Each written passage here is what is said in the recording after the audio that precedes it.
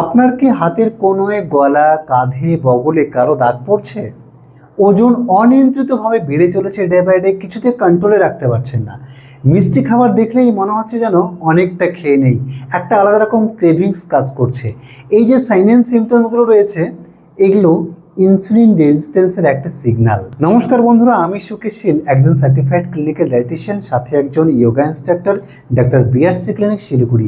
বন্ধুরা, আজকের ভিডিওতে আমরা কথা বলছি ইনসুলিন রেজিস্ট্যান্স আসলে কি, কেন হয়, কাদের হয়, এটার সাইন অ্যান্ড সিমটমস বা উপসর্গগুলো কী কী রয়েছে, এবং সবথেকে গুরুত্বপূর্ণ, ইনসুলিন রেজিস্ট্যান্স হলে আমরা সম্পূর্ণ কোনো রকম ঔষধ ছাড়াই ন্যাচারালি কীভাবে বেরিয়ে আসবো, এই সব বিষয় নিয়ে বৃত্তান্তভাবে আমরা এই ভিডিওর মাধ্যমে কথা বলবো। শুধু তাই নয়, কি কি খাবার খেলে আমরা ইনসুলিন রেজিস্ট্যান্স নামক সমস্যা থেকে বেরিয়ে আসতে পারবো, এবং ইন ফিউচার গিয়ে যেন আমরা ইনসুলিন রেজিস্ট্যান্স থেকে টাইপ 2 ডায়াবেটিস কনভার্ট যেন না হয়। কারণ আমরা অনেকেই জানি ইনসুলিন রেজিস্ট্যান্স হচ্ছে একটা pre sign and symptom type 2 ডায়াবেটিসের।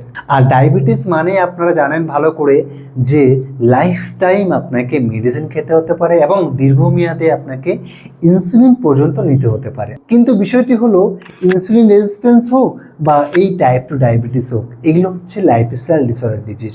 শুধুমাত্র আপনি লাইফস্টাইল পরিবর্তনের মাধ্যমে, খাবার দাবার, নিজের খাদ্যাভ্যাস পরিবর্তনের মাধ্যমে, নিজের চিন্তাভাবনা পরিবর্তনের মাধ্যমে এগুলোকে কন্ট্রোলে রাখতে পারবেন। আদারওয়াইজ মেডিসিন বা ইনসুলিনের এগুলোর সেরকমভাবে কোনো কিউরেবল ট্রিটমেন্ট লক্ষ্য করা যায় না বললে চলে। তো যাই হোক, এই ইনসুলিন রেজিস্ট্যান্স আসলে কি? ইনসুলিন মানে হচ্ছে একটা হরমোন, যেটা আমাদের শরীরের মধ্যে থাকে একটা অর্গ্যান বা একটা অঙ্গ, যার নাম প্যানক্রিয়াস, অগ্নাশয়। এই প্যানক্রিয়াসের মধ্যে থাকা লাখ লাখ বিটা সেল আমাদের এই ইনসুলিন হরমোনটাকে তৈরি করছে। আর এই রেজিস্ট্যান্স মানে কি? রেজিস্ট্যান্স মানে হচ্ছে বাধাপ্রাপ্ত হচ্ছে। আমরা যে খাবারগুলো খাই সেখানে থাকা গ্লুকোজ আমাদের রক্ত থেকে আমাদের কোষের মধ্যে যায়, কিন্তু সমস্যা হলো যখন আমাদের শরীরের কোষগুলো, সেলগুলো ইনসুলিনের কথা শোনে না, তখনই হয় ইনসুলিন রেজিস্ট্যান্স। আরও সহজ ভাষায় যদি বুঝিয়ে বলি, এখানে চাবি আছে কিন্তু তালা খুলছে না। চাবি মানে হচ্ছে ইনসুলিন, আর তালা মানে হচ্ছে আমাদের সেল বা কোষগুলো। তো যাই হোক, এই ইনসুলিন রেজিস্ট্যান্স আমাদের এই সোসাইটিতে ডে বাই ডে ক্রমাগত কেন বেড়ে চলেছে, এর পিছনে প্রধান কয়েকটি কারণ রয়েছে। প্রথম নাম্বারটি, মিষ্টি জাতীয় এবং বেকারি আইটেমস বেশি পরিমাণে খাওয়া, যেমন ব্রেড, কেক, বিস্কিট, এবং সাথে Coca Cola, Thums Up, cold drinks. এখন গরম পড়েছে, আমরা অনেকেই এই কোল্ড ড্রিঙ্কসের প্রতি বেশি অ্যাডিক্টেড হই, বেশি আসক্ত হয়, এবং সাথে all kinds of bakery items. এই সব খাবারগুলো থেকে যদি আপনি নিজেকে একটু সংযত না রাখতে পারছেন, তাহলে কিন্তু টাইপ 2 ডায়াবেটিস হোক আর ইনসুলিন রেজিস্ট্যান্স হোক, আপনি এখান থেকে বেরিয়ে আসতে পারবেন না। তাই এইসব খাবারগুলো আপনাকে সম্পূর্ণই ভুলে থাকতে হবে। যেসব খাবারগুলো ময়দা থেকে তৈরি হচ্ছে, যেসব খাবারগুলো আটা থেকে তৈরি হচ্ছে। 2 নম্বর, পেটের চর্বি বা যেটাকে ভিস্টাইল ফ্যাট বলা হয়। ভিস্টাইল ফ্যাট মিনস আমাদের দুই ধরনের ফ্যাট হয়, একটা সাবস্কিউটেনিয়াস, যেটা আমাদের স্কিনের মধ্যে থাকে যে ফ্যাটটি, আর যেটা আমাদের স্কিনের ভেতরে মানে আমাদের ইন্টারনাল অর্গান, যেমন কিডনি, প্যানক্রিয়াস, লিভার, এগুলোর উপরে একটা ফ্যাটের লেয়ার তৈরি হয়, যেটাকে বলা হয় ভিসরাইল ফ্যাট। আর এই ফ্যাট যখন বেড়ে যায় কারো শরীরে, তখন আমাদের পেট এরকম মোটা হয়ে যায়, স্কিন এমন মোটা হয়ে যায়, এখান থেকেও আমাদের শরীরে হরমোনাল ইমব্যালেন্স হয়, আর সেখান থেকেও এই ইনসুলিন রেজিস্ট্যান্সের সমস্যা হতে দেখা যায়।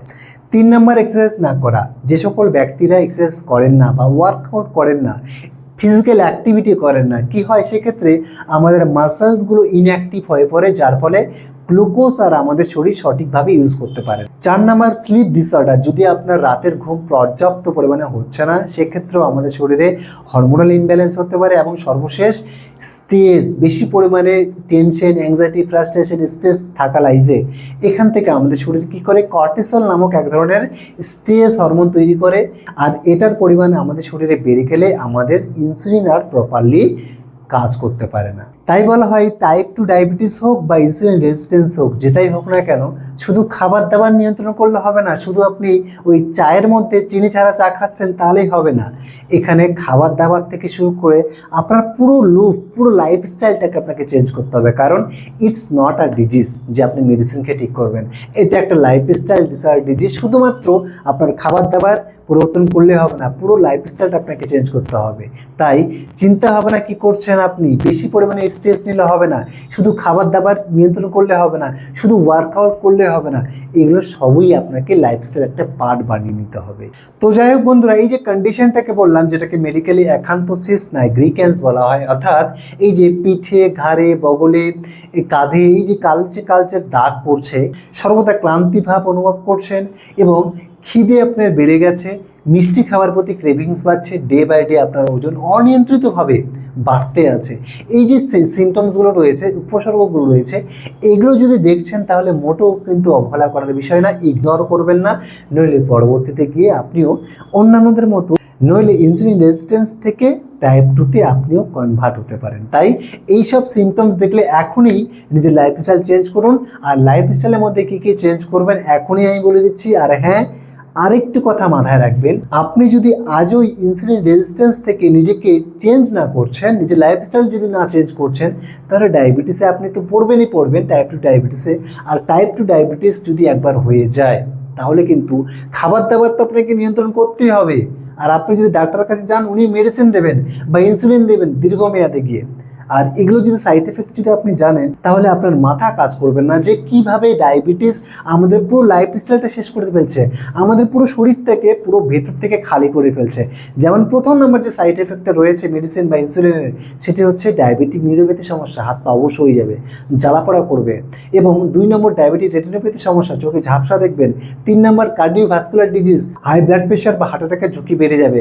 4 নম্বর ডায়াবেটিক নেফ্রোপ্যাথি, কিডনি সমস্যা হবে, লিভারের সমস্যা হবে। মোট কথা, ডায়াবেটিস আমাদের পুরো লাইফটাকে পুরো তছনছ করে ফেলতে পারে যদি আপনি আপনার পুরো লাইফস্টাইলটা, খাবার দাবার, খাদ্যাভ্যাস, জীবনযাত্রা না পরিবর্তন নিয়ে আসেন। তো যাই হোক বন্ধুরা, আমি এইসব কথা মোটেও আপনাদের ভয় দেখানোর জন্য বলছি না। আমি চাই আপনারা নিজেই সেলফ কনসাস হন, নিজেই সচেতন হন এবং মেডিসিন থেকে দূরে থাকুন। তো এবার কথা হচ্ছে, এই ইনসুলিন রেজিস্ট্যান্সের জন্য আমরা কি কি পথ অবলম্বন করব, কি কি খাদ্যাভ্যাসে পরিবর্তন নিয়ে আসবো। প্রথম নাম্বার যেটা আপনাকে করতে হবে, টাইম অ্যাজ মেডিসিন। সময়টাকে মেডিসিনের আকারে ব্যবহার করুন। দেখুন, আমাদের শরীরে একটা সার্কেডিয়ান ক্লক রয়েছে, that is call biological clock. আমাদের শরীর রাত্রি বাড়ার সাথে সাথে ঘুমন্ত মোডে চলে যায়। তাই রাত্রির আগে 7টা থেকে 7:30টার মধ্যে রাতের ডিনার কমপ্লিট করে ফেলুন। 2 নম্বর, ফুড অ্যাজ মেডিসিন, মানে খাবারটাকেই ঔষধের মতো করে ব্যবহার করুন। আমি দেখেছি অনেক পেশেন্টদেরকে, অনেক মানুষদেরকে দেখেছি যারা চিনি ছাড়া চা খান, আর সেই একই ব্যক্তি বাড়িতে গিয়ে রাত্রি 10টা 11টায় ভাত খাচ্ছেন, অন্যান্য খাবার গিলছেন। তো যাই হোক, আপনি সময় মেনটেন না করে লোক দেখানোর জন্য আপনি চিনি ছাড়া যদি চা খান, তাহলে এই জন্মে কেন 10 জন্ম আপনি ডায়াবেটিস থেকে বেরিয়ে আসতে পারবেন না। যদিও চিনি খাওয়া, ভাত খাওয়া, রুটি খাওয়া একই ব্যাপার ডায়াবেটিসের জন্য। আপনি যদি ডায়াবেটিস থেকে মুক্তি পেতে চান, তাহলে এই সব খাবারগুলোকে আপনাকে কমিয়ে তুলতে হবে। কি খাবেন এগুলো নিয়ে আমি এই ভিডিওর মাধ্যমে আর বেশি বৃত্তান্ত আলোচনা করছি না, অনেক সময় লেগে যাবে। যদি আপনারা চিকিৎসা পেতে চান বা আমাদের সাথে কনসাল্ট করতে চান, তাহলে নিচে দেওয়া নাম্বার রয়েছে, সেখানে যোগাযোগ করুন। 3 নাম্বার যেটা আপনাকে করতে হবে, সেটি হলো আপনাকে একটু হাঁটাচলা করতে হবে, একটু 20 থেকে 30 মিনিট। আপনার শরীরের কথা ভেবে আপনি যদি আপনি নিজের শরীরের জন্য 20-30 মিনিট 24 ঘন্টা না বের করতে পারছেন, তাহলে পরবর্তীতে গিয়ে মেডিসিন বা ইনসুলিনে আপনাকেও ডিপেন্ডেন্ট হতে পারে। তাই এখন থেকে নিজের শরীরের জন্য একটু কনসিয়াস হন, তাহলে কিন্তু পরবর্তী থেকে গাদা মেডিসিনের শিকার আপনাকে আর হতে হবে না। এবার কথা বলছি, আপনি যেটা করবেন ইনসুলিন রেজিস্ট্যান্সের জন্য বা টাইপ 2 ডায়াবেটিসের জন্য, রোজ সকালে 1/2 চামচ সিনামন পাউডার, মানে দারুচিনির গুঁড়ো, যেটা গরম মশলার আকারে আমরা সবজিতে, তরকারিতে ব্যবহার করে থাকি, এই গুঁড়োটা 1/2 চা চামচ 1 গ্লাস কুসুম গরম জলের সাথে বা 1 কাপ কুসুম গরম জলের সাথে ভালো করে মিলিয়ে আপনি সকাল সকাল খালি পেটে পান করে নেবেন।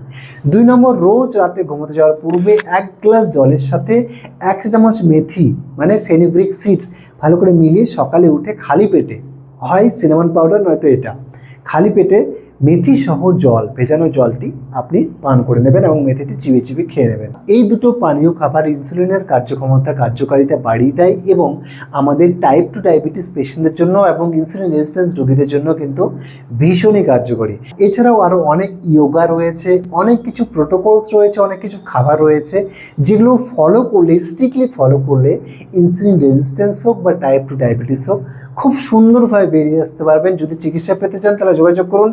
আজকের ভিডিওটা আমরা এখানে শেষ করছি। ভিডিওর মাধ্যমে দেওয়া যাবতীয় তথ্য যদি কোনো রকম বুঝতে অসুবিধা, অবশ্যই কমেন্টে জানাবেন, আপনাদের কমেন্টে রিপ্লাই করার চেষ্টা করব। নমস্কার বন্ধুরা, সকলে ভালো থাকবেন, সুস্থ থাকবেন, দেখা হচ্ছে পরের ভিডিওতে।